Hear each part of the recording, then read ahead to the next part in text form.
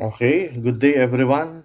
Na-season ko na itong Chinese brick-a-pot. At ito, gumagawa ako ngayon. Titikman natin. Nakikita nyo, tumutulo na yung kape. And for the information of everyone, itong brino ko ay kapeng barako or yung sinasabi nilang Liberica na variety ng coffee beans. Yan.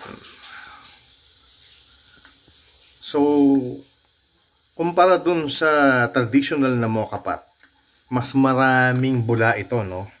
Na sinasabi nila ito daw yung nagpapasarap dahil ito daw yung krema.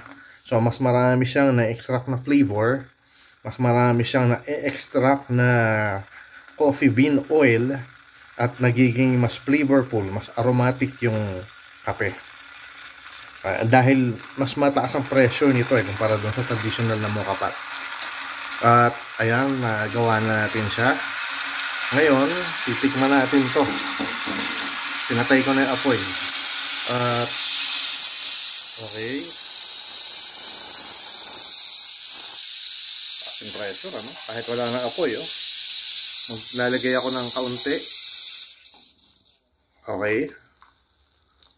At kakaroon tayo ng taste test. Mainit lang to, no? Ayan siya, oh. Ayan. Mabilis din namang nawala yung bula, oh. Hihipang ko lang, ha.